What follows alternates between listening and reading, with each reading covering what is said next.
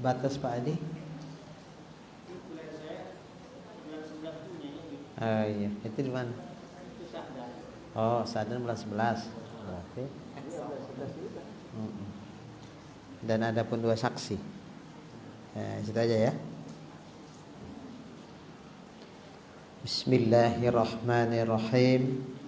Limardatillahi subhanahu wa ta'ala wa hidayatihi wa inayatihi wa taufiqihi summa ila hadratin nabiyyil mustafa Muhammadir Rasulillah sallallahu alaihi wasallam wa ala alihi wa ashabihi wa azwajihi wa ahli baitihi ajma'in thumma ila jami'i masyayikhina wa asatidina wa mursyidina summa khususan li muallifi hadzal kitab al-Fatihah. A'udzu billahi minasyaitonir rajim. Bismillahirrahmanirrahim.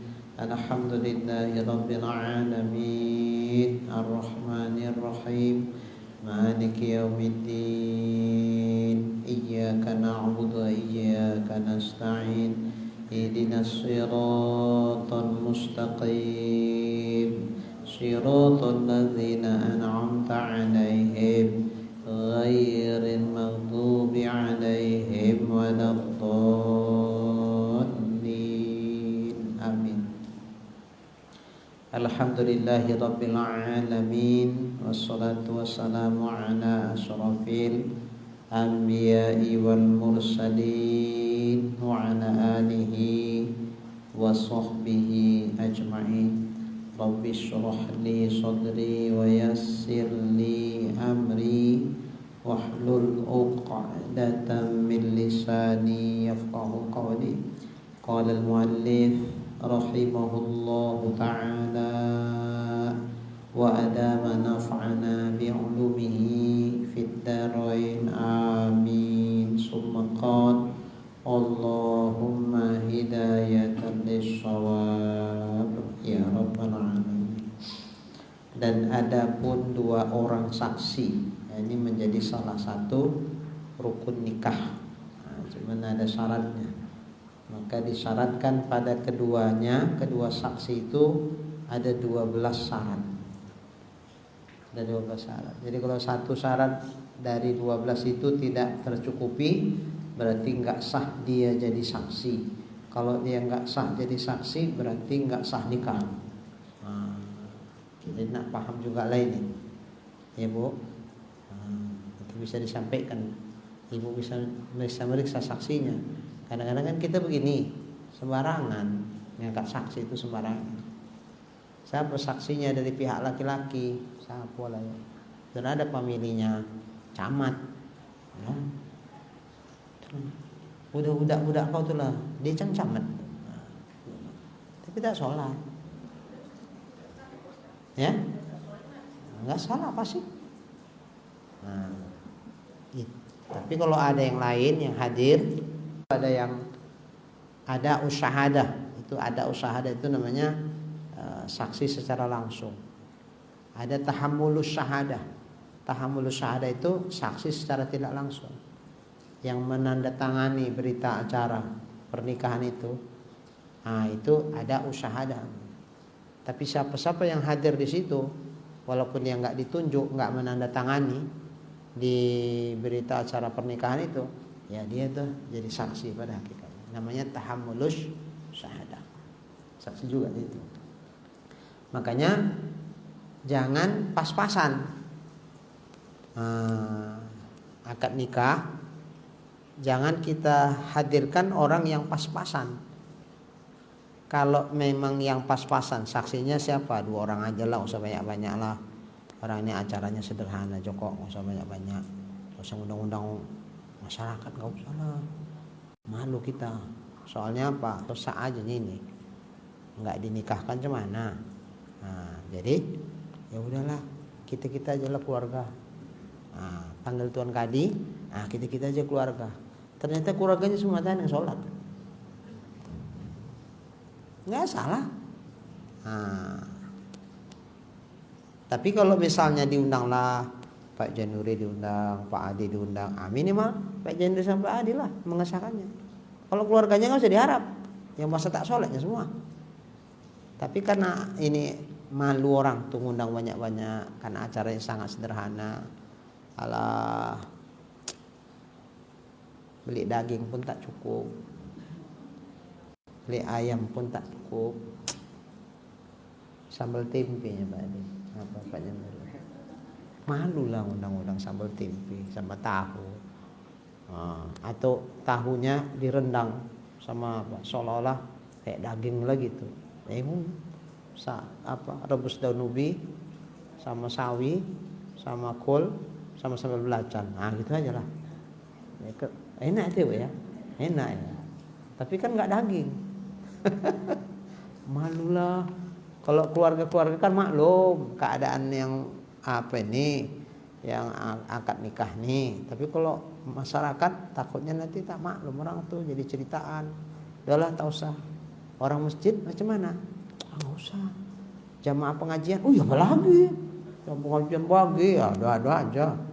Pengajian tadi mana-mana Ustaz Saiful dari disewa, jauh kali. Tamrin lihat dah sujono lah. Ustaz Supriyadi, Ustaz lagi, aduh, malu lah aku ngasih rendang tahu. Jadi terakhir siapa yang undang? Udah kita aja. Ternyata kita itu keluarganya tak sholat semua. Cuman si wali itu aja yang sholat. Tak boleh pula dia jadi saksi, dia jadi wali. Ya macam mana itu? Nggak sah. Makanya jangan pas-pasan. Udah pas-pasan tak cukup syarat. Kalau pas-pasan cukup syarat nggak masalah. Ya makanya perlu ya akad. Kadang gini, akad nikahnya bukan perkara soal tadi kan saya contohkan soal makanan. Bukan, makannya banyak. Akad nikahnya orangnya sedikit. Wah, tapi kalau undangan, 1000 undangannya. Acara akad nikahnya kekeluargaan aja udah. Keluarga-keluarga aja yang diundang. Tapi begitu pestanya, 1000 banyak apa sedikit, Bu? Banyak ya? Oh banyak. Saya belum pernah ngundang 1000. Tak tahu saya, tak banyak sedikit. Kalau 1000 kira-kira dagingnya berapa? Biar ngasih tahu Ustaz Saiful. Berapa kilo, Bu, kalau 1000? 50 kilo. Cukup itu, Bu. Cukup ya. Ustaz Saiful 50 kilo. Itu dagingnya aja. Belum yang lain. Ada. Jadi syaratnya ada 12. Pertama, laki-laki. Perempuan tak sah jadi saksi. Makanya ibu tak usah deket-deket kali duduknya di tempat akad nikah tuh. Nggak ada perlunya ibu-ibu. Ibu-ibu nggak dengar pun nggak apa-apanya. Orang dengar pun nggak sah jadi saksi. Ibu. Tapi sebagian ibu-ibu ini onda kali dekat-dekat, nggak puas kalau nggak menengok mana mempelainya. Gitu.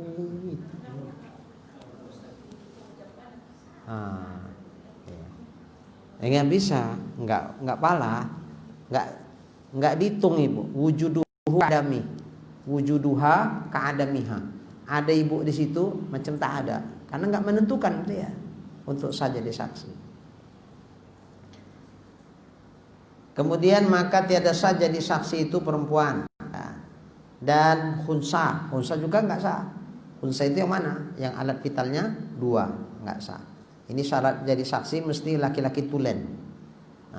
Nggak bisa yang ada alat vitalnya 2. Khunsa namanya. Kemudian dan yang kedua syaratnya merdeka. Maka tiada sah jadi saksi itu hamba orang. Budak, hamba sahaya itu nggak sah jadi saksi.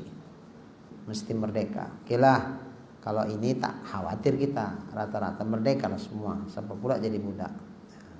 Budak orang. Budak orang. Nggak ada di Indonesia, nggak ada. Dan ketiga baligh, maka tiada sah jadi saksi kanak-kanak. Anak-anak yang belum baligh nggak sah jadi saksi. Walaupun dia alim. Kan ada ibu mau balik cilik, belum balik deh ya. Oh kalau ceramah jago dia, oke lah, karena tamat pondok pesantren, mondok dia, ilmunya ada, tapi jadi saksi, sah nggak? Enggak. Walaupun dia alim, pandai berceramah, tapi karena ini babnya bukan bab ceramah, bukan bab alim, ya semata-mata, tapi juga syaratnya harus dia baligh, maka si anak-anak tadi walaupun dia ustadz udah tidak sah jadi saksi. Bukan memandang ustadznya maka nggak sah, memandang dia belum baligh. Jadi jangan ditunjuk anak-anak itu jadi saksi. Dan yang keempat, aqil, berakal, maka tiada sah jadi saksi orang yang gila. Orang gila nggak sah jadi saksi. Tapi siapa yang membuat orang gila jadi saksi? Kayaknya gila juga nih itu. Iya pula. Kalau yang waras mana mungkin yang gila jadi saksi, dijadikannya saksi. Yang kelima, adil, maka tidak sah jadi saksi orang yang fasik. Fasik itu yang melakukan dosa besar atau mengekalkan dosa kecil. Fasiknya. Fasik itu berarti nggak adil, maka nggak sah jadi saksi. Makanya nggak sholat nggak bisa jadi saksi. Nggak sholat nggak bisa. Ustaz, kalau seandainya saat mau akad nikah tuh bertobat lagi Ustaz, mau dia bersedia istighfar minta ampun Ustaz, bisa jadi saksi? Nggak bisa. Tunggu dulu selama setahun, istiqomah nggak dia dalam tobatnya itu. Kalau istiqomah dalam tobatnya sehingga selama setahun itu sudah jadi malakah, malakah itu sudah jadi tabiat, sudah jadi perilaku dia untuk tidak melakukan dosa lagi, maka baru dia sah jadi saksi. Adil namanya. Beda wali. Kalau wali fasik, tapi kalau dia bersedia taubat saat itu juga, bolehlah saat itu juga dia jadi wali. Mengakadkannya sah. Tidak ditunggu lagi setahun untuk menguji taubatnya betul apa tidak. Enggak. Begitu taubat dia istighfar minta ampun sama Allah, ya jadilah. Kalau dia nggak pandai, setelah itu baru akad nikah. Sah. Nah, disitulah perbedaan antara saksi dengan wali. Kalau saksi lebih ketat, Taubat pun dia saat mau akad nikah tuh nggak sah dia jadi saksi, kecuali setelah setahun ditunggu bertahan di atas taubatnya sehingga menjadi malakah, menjadi tabiat buat dia untuk tidak terjerumus kepada kemaksiatan, sudah ada benteng yang membentengi dia sebagai perilaku buat dia, maka ketika itu baru sah dia jadi saksi. Makanya ditunda setahun dulu. Betul nggak nih taubatnya? Tapi kalau yang pertama tadi untuk jadi saksi nggak bisa. Tunggu selama setahun dulu. Istiqomah nggak dia dalam taubat. Kalau iya bisa jadi saksi. Setahun dulu ditunda. Kalau ternyata enggak, setengah tahun dan baling-baling dia, terbikinnya lagi dosa tuh, berarti ini belum bisa nih. Karakter seperti ini belum bisa untuk dijadikan saksi.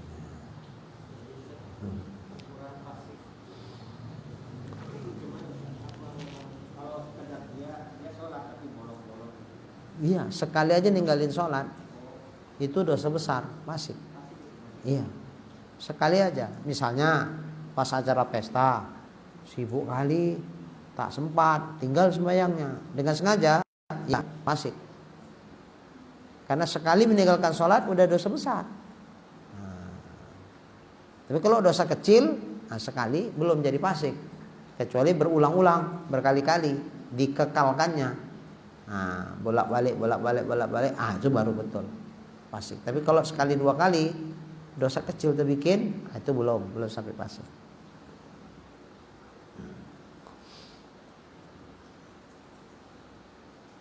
Makanya ngangkat saksi jangan sembarangan.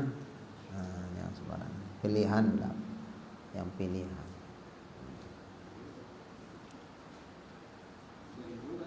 Ya. Zohirnya aja lah Pak Di. Iyalah.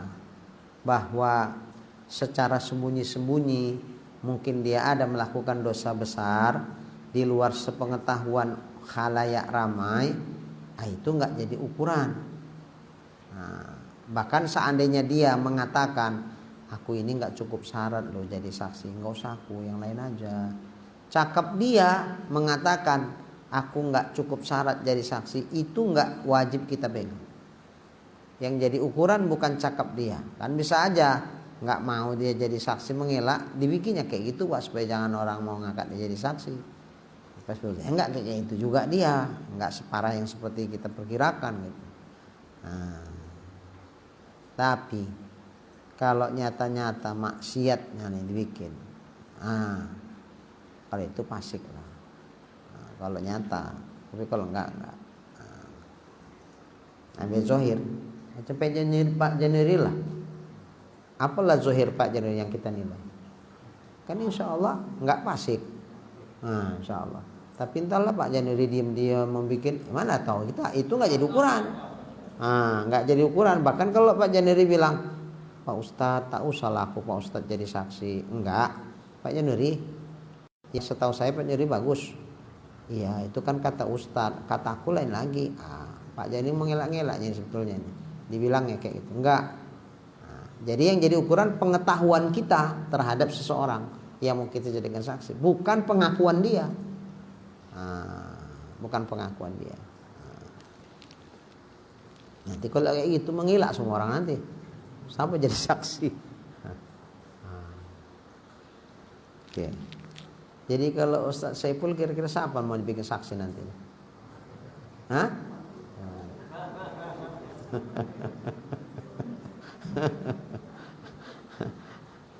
Mengamuk istri nanti ke rumah.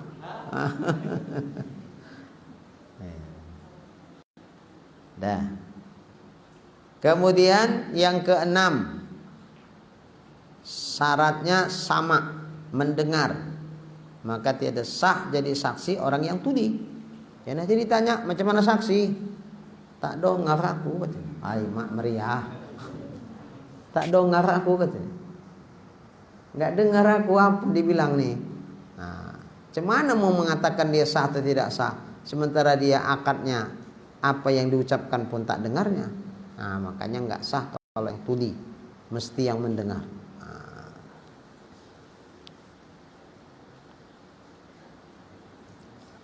Udah wak ini aja lah, wak ini warok ini. Soleh kali wak ini. Puasa Senin Kamisnya, enggak pernah tinggal. Baca Qur'annya sebulan sekali, hatam. Udah waknya aja, apa lagi? Cuman penglihatannya bagus, pendengarannya enggak bagus, peka dia. Ya macam mana pun waroknya bagusnya menjaga agama nih, tapi kalau dia nggak cukup syarat dari sisi yang lain, janganlah ditunjuk dia pula jadi saksi.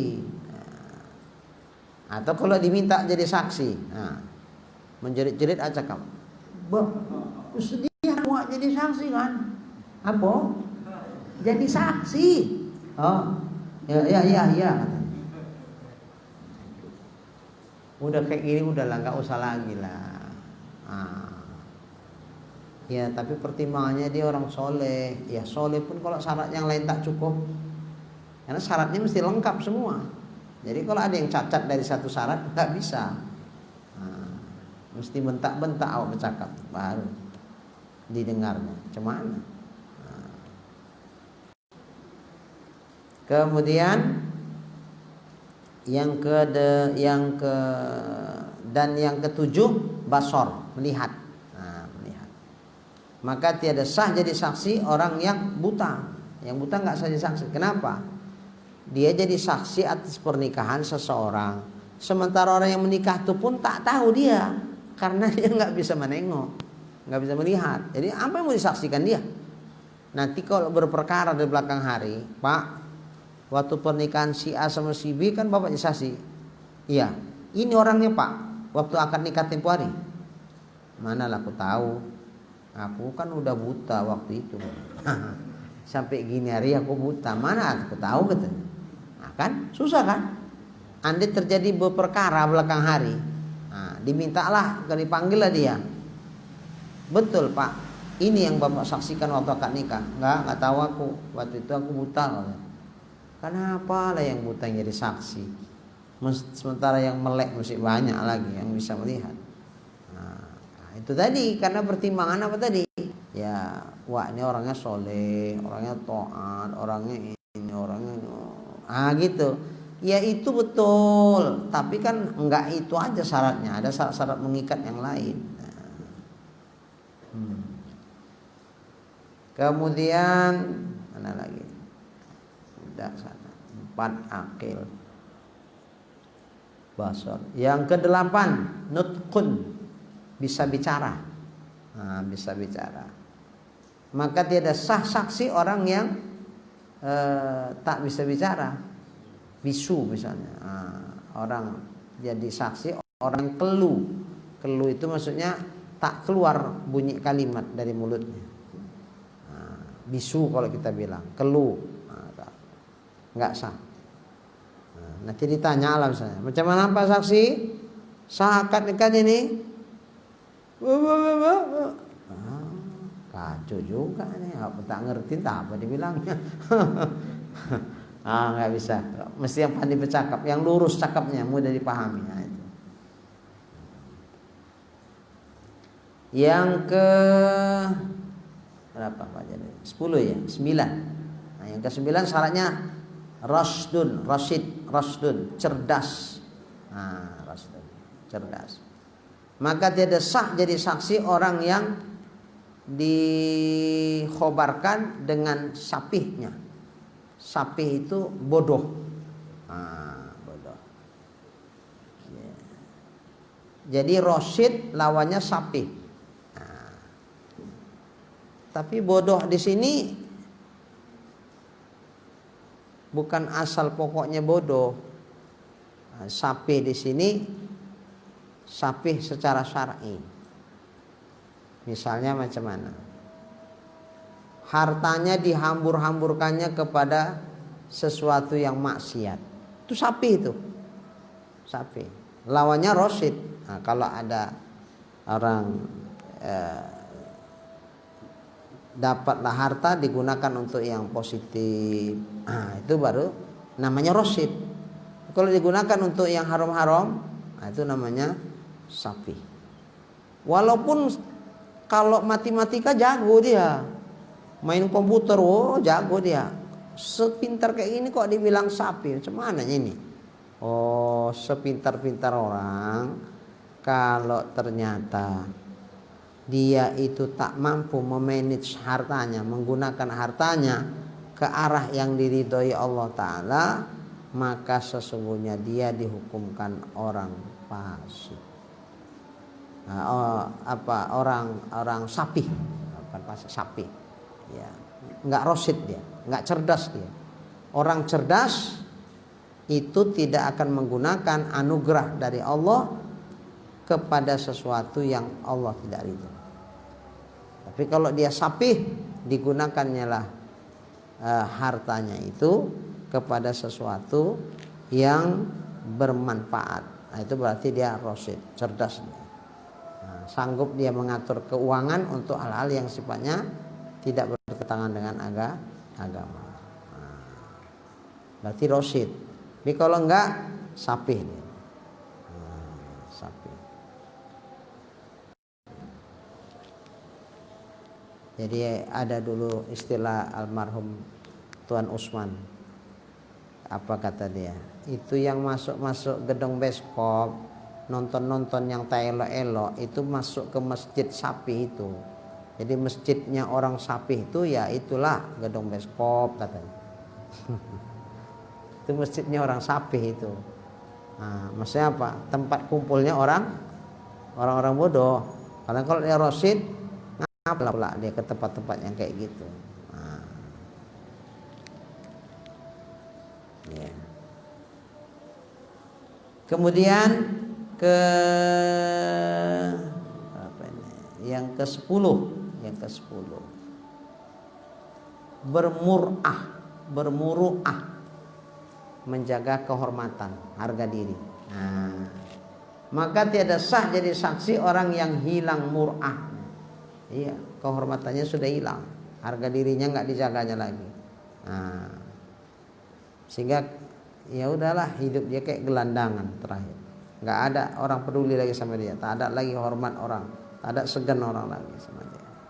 Nah, itu namanya muru'ah.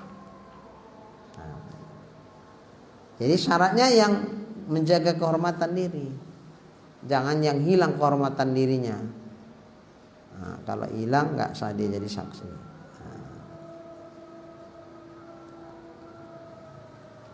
Kemudian dan yang ke-11, jaga hatinya, menjaga hati. Maka tiada sah jadi saksi orang yang bebal. Yang jaga hati di sini maksudnya jangan yang bebal. Bebal itu ya sama sekali nggak nyambung. Nah, hatinya tidak terjaga, hatinya nggak berfungsi, hatinya itu tidak cerdas gitu ya. Nah, ini maka tidak sah jadi saksi yang bebal. Jadi cerdas dia, cepat nangkep, nyambung gitu. Nah, kalau yang bebal kan lambat dia, loadingnya lambat ya. Sama kayak mau nengok YouTube tapi pulsanya limitnya udah mau habis Pak Januari. Cuman itu ya, cuman muter-muter aja ya. Capeknya nunggunya. Setengah jam masih gini-gini aja. Tahu-tahu sebaik cuk muncul gagal ngunduh katanya. Alah udah capek nunggunya. Gagal ngunduh. Ini pulsanya udah mau habis ini. Loadingnya agak lambat. Nah, jadi kalau macam begini loadingnya lambat, bebal, itu nggak sah jadi saksi. Nah, makanya ya jangan asal keluarga lah, nggak usah keluarga pun jadi saksi, asal cukup syarat sah. Keluarga sekalipun kalau nggak cukup syarat nggak sah.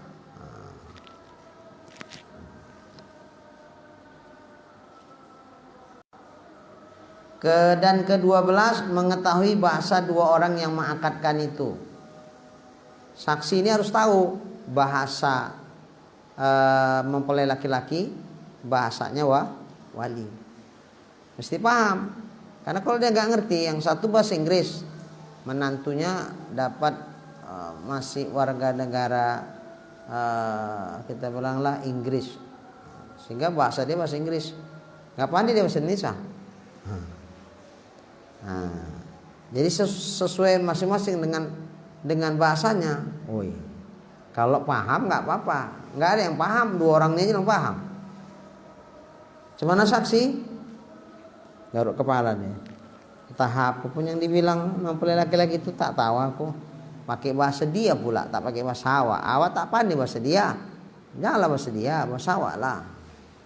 Bahasa kita. Jadi jelas dia. Jadi jangan saksi tak paham bahasa kedua mempelai. Harus tahu dia. Sehingga ketika ditanya sah pasti itu sah, tunggu dulu lah. Kenapa? Aku nggak ngerti entah apa dibilang tadi. Ku tanya dulu dia. Kalau begini maksudnya apa? Kalau ini maksudnya apa? Oh kalau gitu yang tadi gagal lah, nggak sah itu. Berarti dia nggak paham maksudnya. Nah itu nggak sah jadi saksi. Mana lagi Pak Jani? Ini berapa tadi? 12. Nah cukuplah itu ya. Nah, jadi maka tiada sah jadi saksi orang yang tiada tahu bahasanya, bahasa kedua mempelai, bahasa mempelai laki-laki dan bahasa ayah perempuan. Karena orang itu yang berakad. Jadi kalau misalnya karena dia di kampung ibu ayahnya tak pandai bahasa Indonesia, pakai bahasa Mendiling dia. Sementara menantu pula, calon menantu Ustaz Saiful tak pandai bahasa Mendiling. Bahasa Indonesia aja lah. Satu bahasa Mendiling, satu bahasa Indonesia. Saksinya saya nggak pandai bahasa Mendiling. Gimana Ustaz? Nanya saksi, garuk kepala saya. Tak ngerti aku. Pak, bapak tukar bahasa Indonesia aja. Kalau bahasa Indonesia lama kali dia nggak nyambung. Kaku aku dia nggak bisa. Ada gitu Bu, coba ibu tengok Markobar. Markobar itu kan ganti-ganti bercakap kan. Kalau pas bahasa Indonesia lambat kali, nggak nyambung cakapnya, agak susah dia bercakap. Begitu ditukar dengan bahasa Indonesia, wih lancar dia. Berarti memang harus yang bahasa daerahnya itu juga mbak lancar. Jadi dibikinlah akadnya itu. Saya saksinya, saya nggak ngerti, nggak sah jadi saksi saya, karena nggak ngerti bahasa orang yang berakad. Tapi kalau misalnya satu orang kita Mandailing, yang satu orang kita Padang misalnya, saya misalnya bahasa Padang pandai, bahasa Mandailing pandai, yang manapun jadi nggak ada masalah. Pakai bahasa daerah masing-masing orang tuh, saya udah paham, saya bisa menentukan sah atau tidak sahnya, karena saya ngerti bahasa masing-masing.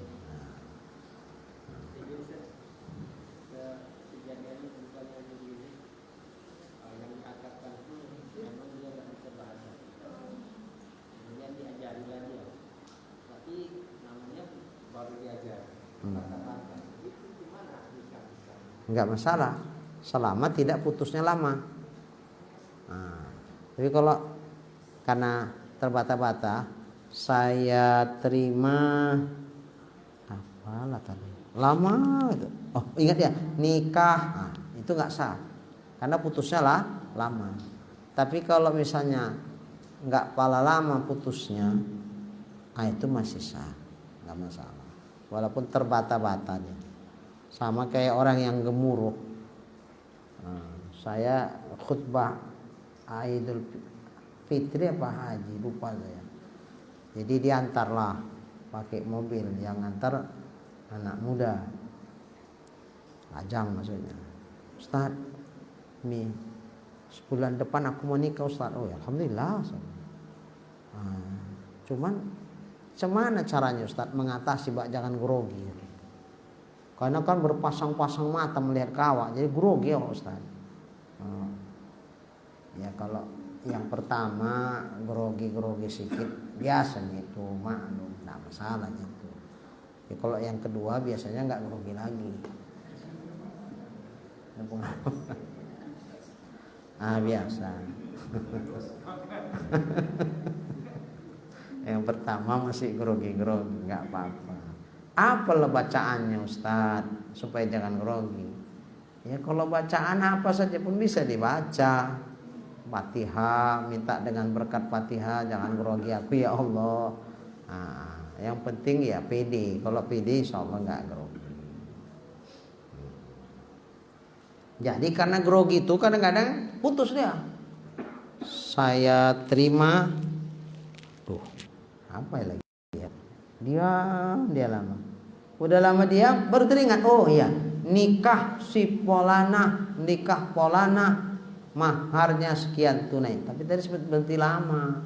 Nah kalau itu nggak sah, karena lama, putus dia. Tapi kalau misalnya nggak lama, nggak apa-apa. Saya lagi sesak napas, Bu. Saya terima nikah polana maharnya nggak apa-apa, biarin aja. Coba suruh ulang lagi nanti, tambah sesak deh tuh. Makin diulang-ulang makin sesak deh. Udah nggak apa-apa. Yang penting jangan lama berhentinya. Seginilah dulu ya. Nanti akan datang bermula 2 orang saksi yang tersebut itu. Insyaallah. Bismillahirrahmanirrahim. Alhamdulillahirabbil alamin. Wassalatu wassalamu ala asyrofil anbiya'i wal mursalin wa ala alihi wa sahbihi ajma'in. Allahumma arzuqna imanan kamila wa yaqinan shadiqa wa qalban khashi'a wa ilman nafi'a wa amalan maqbula wa taubatan nasuha wa husnal khatimah. Allahumma arzuqna rizqan wasi'an halalan tayyiban mubarakan jamila wa ilal khairi qarribna wa 'anil syarri ab'idna waqdi hawaijana fid din wad dunya wal akhirah. Innaka ala kulli syai'in qadir. Sallallahu ala sayyidina Muhammad wa ala alihi wa sahbihi ajma'in. Alhamdulillahi rabbil alamin.